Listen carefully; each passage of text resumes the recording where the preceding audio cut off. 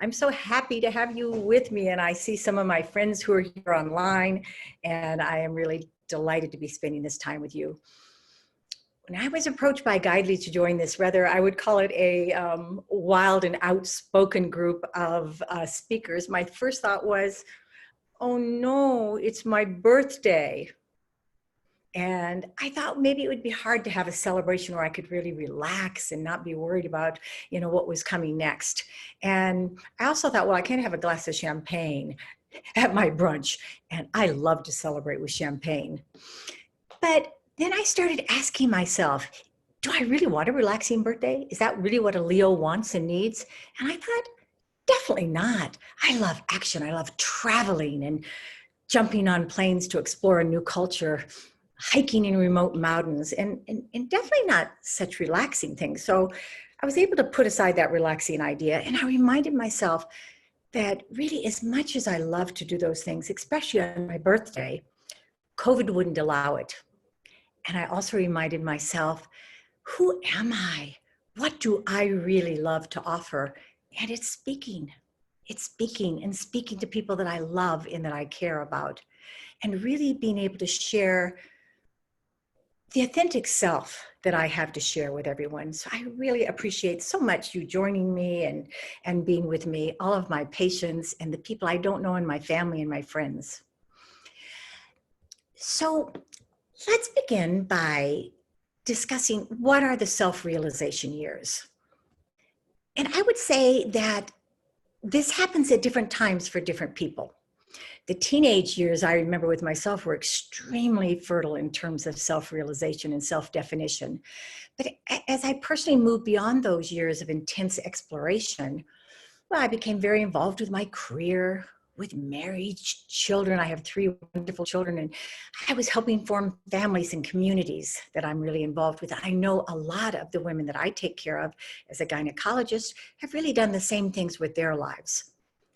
And many times around midway through our life, we realize that we get another chance to go inward and to focus on what we need and what we want.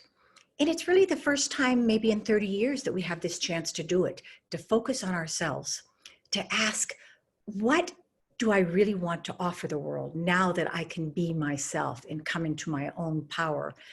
Who am I at this stage of my life when I'm not a mother, or I'm not a busy career woman, or I'm not maybe as much a politician as I used to be? So these years are the art of mastering really being the essence of who we are. So let's begin by closing your eyes and imagine waking up full of energy like a young child in summer, ready to play until dark. Feel the laughter and excitement within as you run to a friend's house.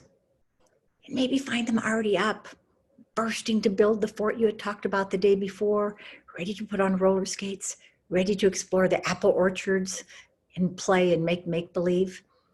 Maybe each of you interrupting each other so much because you're all so excited that you can't stop interrupting each other. And then eating with your friends at lunch under a big leafy tree, and finally when the stars are out and the night is dark, a million stars falling out of heaven, happily falling asleep with a deep breath, with not a single concern or worry. Now, imagine feeling like that child when you're 20, or maybe 30, or 40, or 50, or 70, or at any age, full of life, bursting with creative energy and flow, but also understanding the importance of the wisdom that you've learned. Able to experience every single aspect of yourself and not holding back. Having forgiven yourself so much as we do as we age, that you've finally found yourself hopelessly in love with the one who has looked back from you in the mirror, waiting so patiently to be loved. And in these years, love you do abundantly and generosity filled with an open heart, making love, being love, receiving love. That life, that beautiful, healthy body, that light shining from your eyes is the result of pure radiance. And this radiance arises from the empowerment of your life. So this conversation today is really about how to create that empowerment. And on this Leo birthday of mine, I want you to know you're not alone. I'm right here beside you. I've struggled with the same things that you have struggled with. I've had my inner demons just like you have, but we're here together and we're going to eliminate those roadblocks and create clear guidelines to help you create this shining life that is not too hard to have, that's within your grasp. So here's the first secret. Don't necessarily try to find a life that will empower you. It's kind of like looking outside of yourself. You're like Ulysses traveling. You're trying to find something. And really my intuition and my understanding about this is that allow life to find you. Because if you don't fight with life, life is really going to help you. If you fight with life and you take everything into your own hands, I don't know what's going to happen, but we need help with this. This is a big issue, finding ourselves, empowering ourselves, bringing our truest, most authentic self to fruition. And if we don't harvest at the right time, it's like the grapes on the vine that start to drop and then they're no longer suitable for wine. So let's harvest this together. Let's harvest. Let's pull the arrow back, release the arrow, and hit the bullseye of who we are and how to be fully and beautifully empowered. So I've created a number of steps. I think I have 5 or 6 steps, but step 1 to the empowered life is know yourself. Okay. I'm not the first person to say it. I know that. Many, many masters have said this, and they say it because it is so true. So I'm saying it too, because with myself, I've found that to be very true. And with all the women and men that I've helped mature into this more empowered self, it's been true with them too. So who am I? Who am I? Right before COVID started, I was in India. I think it was like probably the end of February, and then it ended, the conference that I was at ended March 9th. And it was one of Brandon Bay's, who's a very beautiful teacher, her Advanced No Ego retreat. And the retreat was right next to Ramana Maharshi's cave in a beautiful eco-village. And that eco-village, there were peacocks and monkeys all around, and they made monkey and peacock music throughout the night. It was really a beautiful event. And what did Ramana say to awaken himself and to help awaken all those who came to his cave, millions of followers? Well, he said, who am I? Ask yourself, who am I? And by asking himself that question, he awakened, and so did so many of his followers. This is a very empowering exploration. Now, this can take place almost insidiously, this question of who am I? And for me, it started when I was very young, really around the age of 6, but it became much more of a formal search when I was 16. And it began with my teachings with Alan Watts, a really, really fine guru. And then one of my friends got me to volunteer in her church, and we went into Mexico to take care of some of the poor little orphans there. And I realized for the first time that my life could be to serve, and that might be something that would give me great joy. And then at the university, I studied world religion, and I became fascinated with the mystics and the religious mystics and the philosophy of mind philosophers. And then in international studies in France, I saw how correctly instituted empowering change for the very poorest of this planet could create enormous good, an enormous positive impact. And I was very touched by that. So these diverse studies, while I was involved in all of these, kept calling to me to examine who am I? What flows from me naturally? And from this core of who I naturally am and what I naturally love, what doing wants to be done.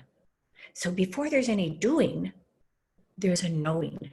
There's an inner knowing of who we are. With this first step, I would love you to look at your life and the things that have inspired you. What were your peak moments? What were your peak years? When did you cry from pure exhaustion because you couldn't stop being fascinated by something that you were doing? So these are all clues about knowing who you are. And what do these things say about you? I've found over the years, really, one of the most important things for me has been having guides and gurus, mentors and teachers. And they have helped me tremendously to look and to know who I am. Because sometimes it's so hard to see oneself. We see a reflection of ourselves in others, and we see a reflection of who we're being in the world by what we're creating.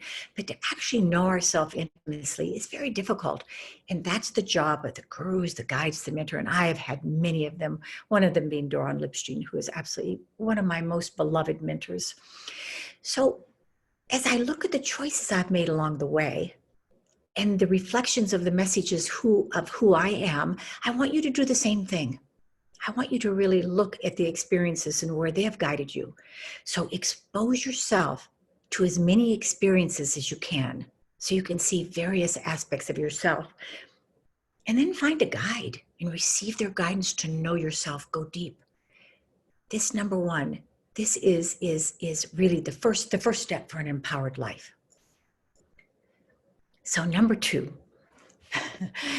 this is one that I really love. It's like, do your practices. And I tell myself that all the time. Prudence, do your practices. Really do your practices. And your practices are the sacred tools, basically the CEO of self-empowerment. So it's kind of like the practicality of bringing who you are into existence. Now, if you don't already have practices, I really suggest that you try various approaches to see what feels true, what feels good to you, and what seems to be, something that really resonates with your soul. So personally, I like yoga. I love chanting. I love mantras. I love singing, especially when they're really open-hearted songs. I love yoga practices. And I also love being in service. So my work is one of the practices that I do, because it calls me to be present with someone else and to open my heart to someone else and to allow compassion to really be my biggest mentor. So for me, compassion is one of my practices. Now, Deva Premal and Mitten are really wonderful mantra singers and teachers of song. Mark Whitwell, who's one of my friends, is a wonderful yoga teacher. And he's always saying there's a kind of yoga for every single person. It's not putting on these spandex tights. It's really about your self-expression in your movement. Reading text from, especially sacred text, and books from other gurus, other teachers, really those awakened, beautiful people in the world, is a very valid kind of practice. And I actually have found over the years that working with the psychoanalyst has become one of my practices, because it always encourages me to set time aside to go inside and to know myself better. And that's a practice. That's really a very valid practice.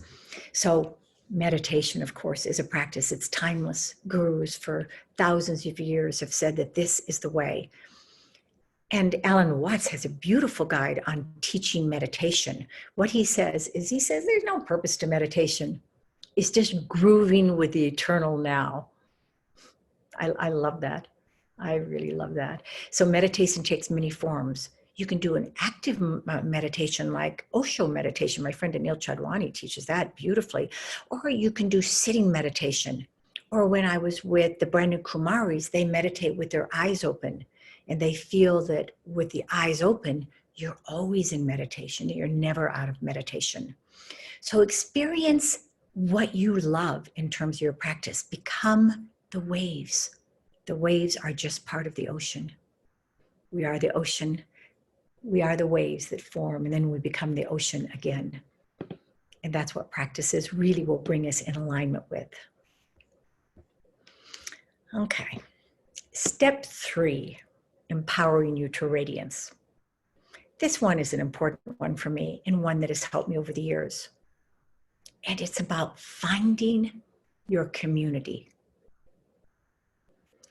A community is a group of people that have similar goals. For me, it's always been being on the path with those who have been before me, or those who are a little bit ahead, or those I can look back and help bring along with me. And it's very easy to get off your own path when you don't have a community of people who are right there with you. You look to the left, there's a friend. You look to the right, there's a friend.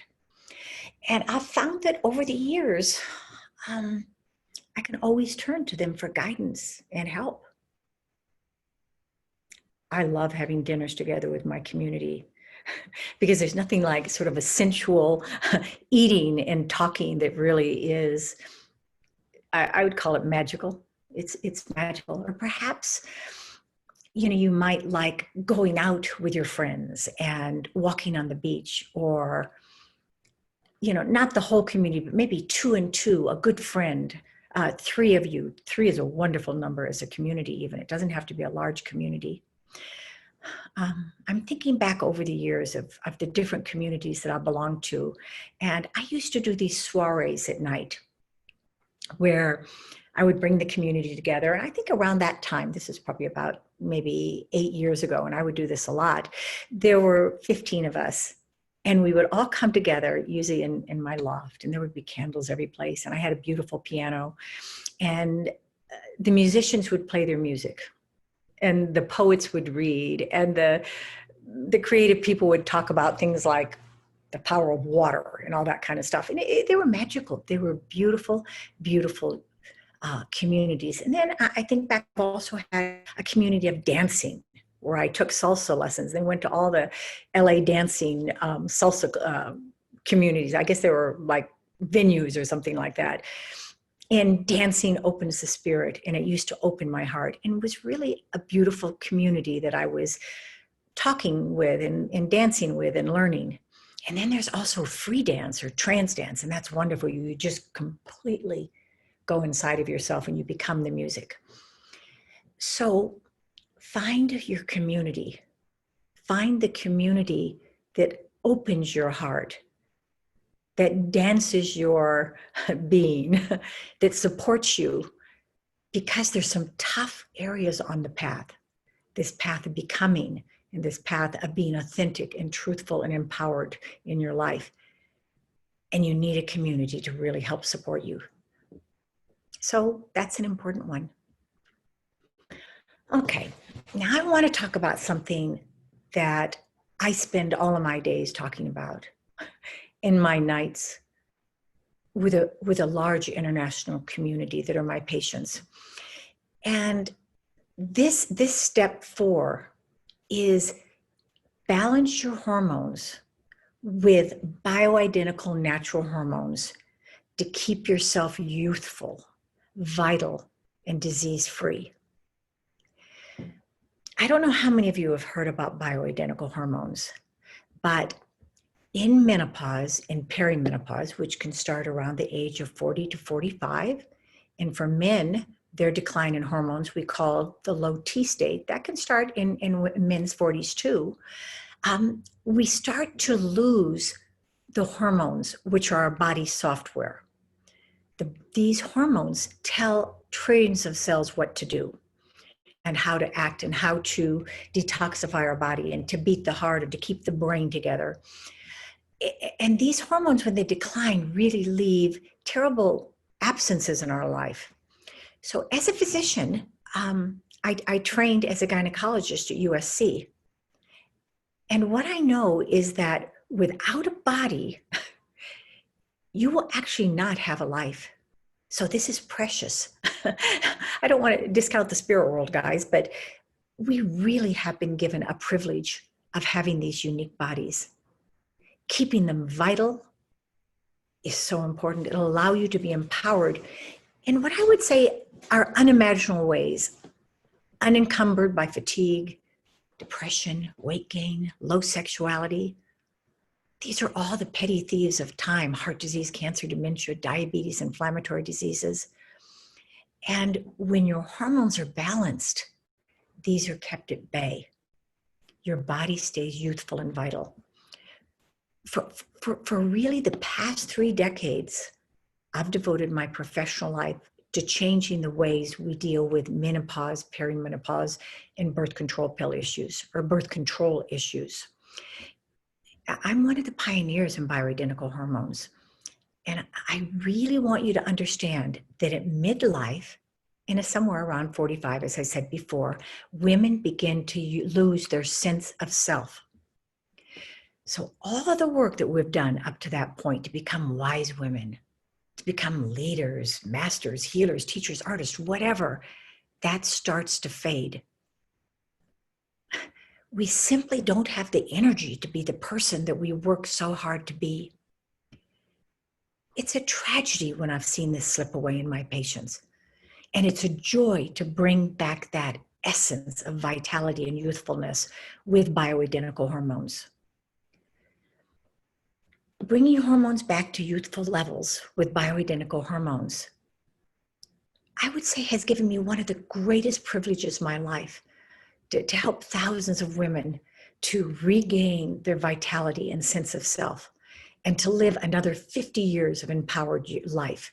Because when our hormones decline midway through our life, it never stops. A lot of women feel like, oh yeah, I'll be through menopause, I'll be done from that. But that's not true. We stay in that depleted, kind of desperate time for the rest of our life. And that's not empowerment. That's disempowerment. That's called fatigue and depression and fear, a lack of courage. So hormones are essential for life. Without your hormones, you would rapidly die in a few days. Perhaps you might even die sooner. I've always thought that probably would live about a half an hour without our hormones. But what they do is they help to prevent inflammation, and they help to prevent stress and high blood pressure. And these are 3 core root causes associated with chronic degenerative diseases as we age. So you rebalance your hormones, you help to decrease diseases. So it's not only about decreasing the symptoms that we feel, but it's about decreasing diseases and actually empowering your vitality. Thousands of women and men, for that matter, with testosterone have been studied, and the safety of hormones greatly outweighs their risk. They're really a miracle for empowerment of life. Now, I want to share a few guidelines that I always follow when approaching hormone problems with patients, because I do something very different than I was taught at USC in my residency. I ended up coming out of USC really not understanding anything about menopause. I was taught to use Premarin, which is the pregnant horse's urine, and I was taught do one blood value. If it's elevated, put them on Premarin and keep them on Premarin for the rest of their life, see them in a year. And when I came out of USC, I realized, because my patients were crying and begging me to help them, that I didn't know what to do. So these guidelines I've kind of stepped into and worked with and found out which of them work and which ones don't work. So these are the guidelines that I really want to share with you, because when you balance your hormones, you want to make sure that these steps are followed. So the first thing is, as soon as you experience decline, immediately have a doctor check your hormone levels. So you might think, well, all I have to do is tell the doctor to draw some blood and they're going to check the hormones. But that is not true. I really assure you that is not true. Only rare doctors will check hormones when women are depressed or sad or anxious or gaining weight. They don't even think to check the hormones. They think about giving you an antidepressant. They think about putting you on maybe diet pills, maybe getting you exercise. Some of those are good, but they don't think about the hormones that are actually causing that weight gain, depression, sleeplessness, anxiety, brain fog. So get your hormones checked, okay? And the hormones I want you to check is ovarian hormones, thyroid hormones. You check your sugar and insulin, check your D3, check your adrenal hormones. So once you know how many hormones are deficient, replace them back to youthful levels, and use the exact same hormones that are missing. Use only bioidentical hormones. This is really critical. So there are hormones that are not the same hormones that our cells make and our bodies make. And then we have hormones that are exactly the same hormones. So chemically, biologically, the body can't distinguish what are our hormones that we're making or what are the biological hormones that we might be taking. So only use the bioidenticals, and compounding pharmacies make these, but also many pharmaceutical companies are now making them too, although they don't make all of the hormones. One of the things that was sort of an amazing revelation to me about 3 years out of my residency program in gynecology was that menopause isn't just a decline of the ovarian hormones, and those would be estrogen, progesterone, testosterone. And really having followed 30,000 women in midlife for hormonal issues, and that's a lot of women, I've seen that it is very rare that in menopause, a woman is only missing her ovarian hormones. When I address the adrenal health, and those are your stress hormones, the thyroid health, the blood sugar, and all the other hormones that we have that are really part of our body software, that's when I get the results. That's when women start growing younger and biologically stronger and healthier. So look at all the hormones and correct them all back to youthful levels. Now, one of my rules is each woman has to be uniquely analyzed, and we have to find their correct level of hormones. So my hormones that I need are not the same that, for example, my friend Karina would need or some of my patients would need. So hormones are individualized to each person. And then once we start the program, we want to periodically recheck the hormones. And I generally check after about 2 or 3 months after starting a woman on hormones. And then I follow the metabolites, and I want to see, well, how are you breaking the hormones down? And what are you actually doing with them? Are they actually lowering your blood sugar? Are they lowering your cholesterol? Are they lowering your inflammation? So I look at the symptoms. I look at the diseases that are arising from imbalanced hormones, and I expect to see those diseases start to recede and for vitality and wellness to enter the body. I just want to mention my daughter, Beryl Britton. She just graduated from Bastyr University, and she has her doctorate in naturopathic medicine. I'm so proud of her. I can hardly wait to bring her into my practice, and she can start bringing all the natural herbs and plants and homeopathy and detoxification and help me so much with the things that I really don't have time for now because I'm so busy doing hormones. And she gave me a book last year. It's called Estrogen Matters. Wonderful book, guys. I would love you to get it on Amazon. It talks all about the safety of hormones and what the hormones do. More studies than I could ever quote for you in this brief talk. I want to mention that I take care of men too. And over the years of dealing with men, I have so much compassion for them because they go through really hard times too. Abe Morgenthaler from Harvard was my teacher on this, on how to balance men and how to approach men. He is the man who changed men's health and who took testosterone from being vilified as the cause of cancer to actually saying, no, this is how we prevent prostate cancer.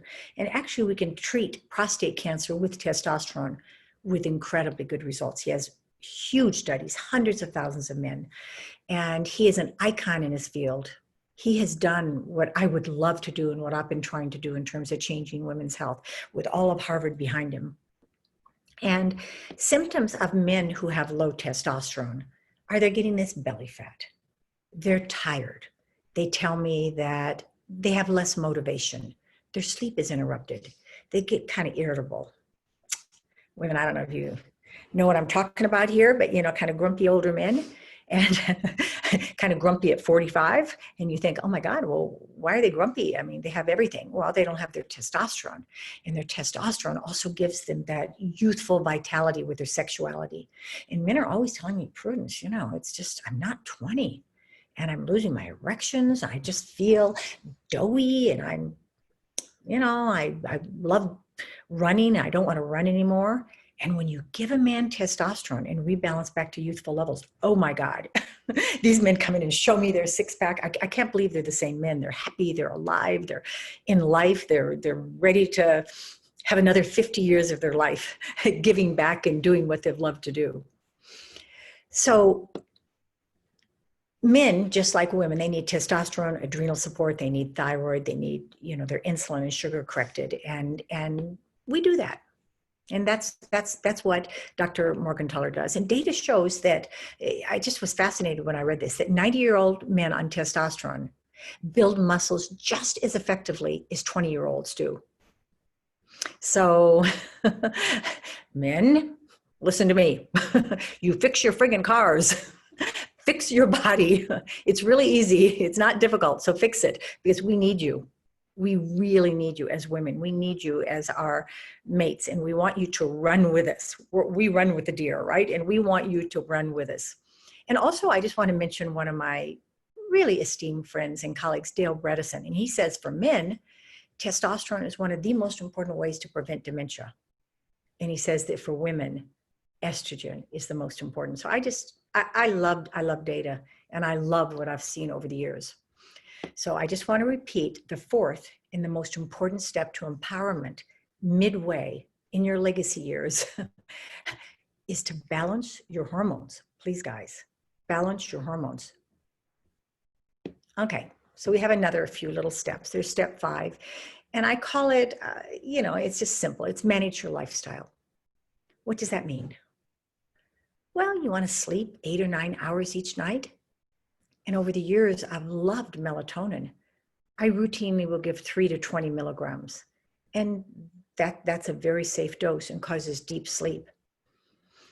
And it's not just the sleep that it does, but current research supports that melatonin may be very helpful in breast cancer prevention and prevention of brain oxidation. Now, brain oxidation is when the brain starts to rust and it starts to destabilize. So melatonin is highly effective.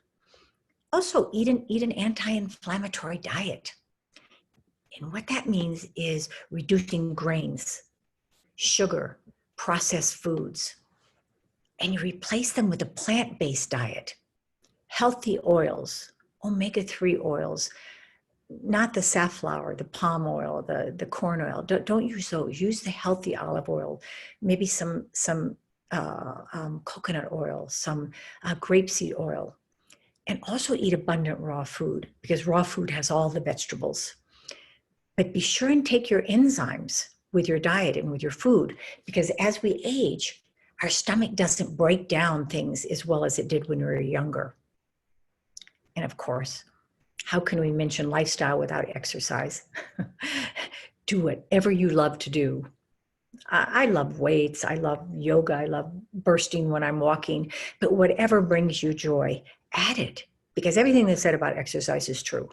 It's really necessary to be empowered midway through your life. It's 70, 80, 40, 30, whatever year you're at. So we're at the final step.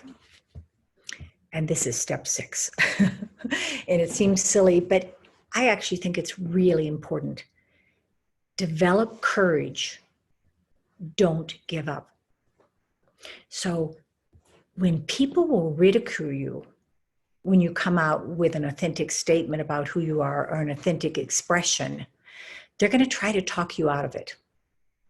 And this is one reason why your community is so important, because as soon as you decide to do something different, you're going to be surrounded by people who say you can't do it. So there's going to be a lot of kickback. So be prepared for it. Have a plan in action, and dare to be the person who is uniquely and absolutely yourself. Why? So the emanation of your true heart's desire can be realized and expressed. I remember once when I shared with my father, and he was a very educated man. He was the provost at UC Santa Cruz. And I shared with him, he knew a lot about university life. And I shared with him that I wanted to be a doctor. And he said, "Oh, Prudy, I've seen the statistics. I've helped my students at the college that he was the provost of try to get into medical school, and they usually failed. It's way too tough to do. And he looked me straight in the eye and he said, why don't you choose a different field? Oops, fathers are not supposed to say that. But I took it kind of as an awkward blessing. And I dug my friggin' stubborn Leo heels into the ground, and there was nothing that was going to stop me from achieving that goal. I did 4 years of medical school. Well, actually, I did 2 years of university where I studied only science because I never so much as even opened a science book at the university. I wanted to be a poet or writer. So 2 years of hardcore science classes, 4 years of medical school. I did research, and then I did my gynecology residency, which is like working 120 hours a week. And it's so interesting because no one was as proud of me, aside from me probably, than my father.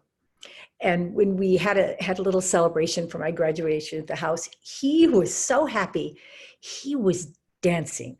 He was dancing, and he lifted my younger sister up to twirl her around. And he was actually quite close to the front window of the house, and he didn't realize it, but he was twirling her around and singing and laughing, and her shoe shattered the front glass of the house. And all we could do was laugh and laugh because we were all full of such joy, and especially my father and especially me. And imagine if I had allowed an off-the-cuff comment to have truncated my dreams. I mean, I'm getting like tears because imagine if I had listened and been discouraged. Not only would my father have not been able to celebrate like he did, but I would not have the life that I have. This true, beautiful expression of who I am, where every day I wake up and know myself and feel that my doing comes from my heart. And that is a real gift. That is the real joy of empowering yourself at life, midlife, or at any age, and to stay on your path and to have courage and to have resolve and to not get discouraged, to imagine, to dream your life into being. And I don't know, this dancing kind of stuff reminds me to really just empower yourself, cultivate gratitude, celebrate. Because when you are expressing who you are, it's a nonstop celebration. So kick up your heels, break the glass, celebrate, stretch your wings, and be full of the magnificent flight of your life. And I want to thank you for celebrating my birthday today. Look, I want to show you, I have this beautiful cake that my daughter made for me. And we're going to eat it soon, guys. We're going to eat it. And they're party favors for you. I don't want to forget telling you about them. Go to the website, the Hall Center, and you'll download my book for completely free, and then also the complete Hormone Summit. And the Hormone Summit I gave last month, and I interviewed the most powerful people in hormonal health.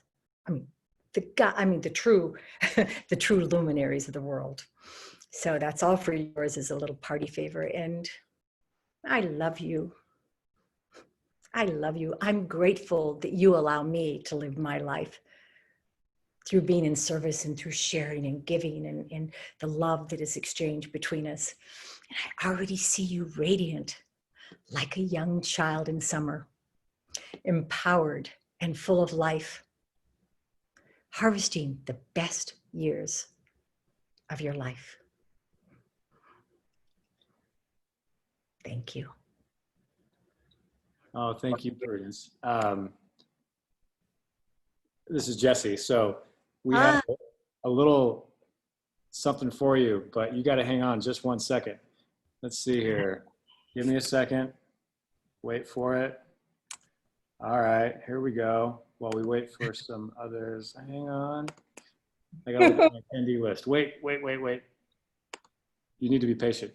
Okay, let's see here. I'm very patient. All right. Who else we got in here?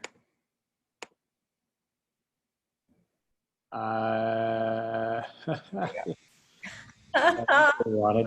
Hey, team, hang on just 1 second. I got a good way to start this. Hang on.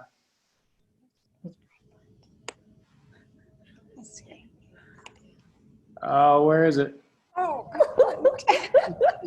Wait 1 second. لو انت I مستغرب need this to work.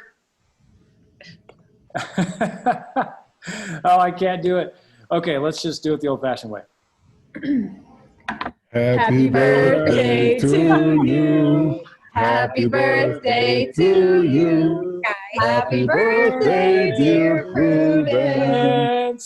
Happy birthday to you. thank you. We love you, my dear. Thank you.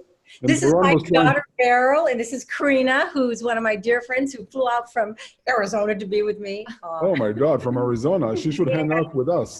Yeah, sure. But Happy birthday, and thanks for Thank doing you. that on your Thank you. birthday, and thanks for everything you're doing for us. Thank you. I Thanks, love Prudence. you all. Thank you. Thank you. Much love to you.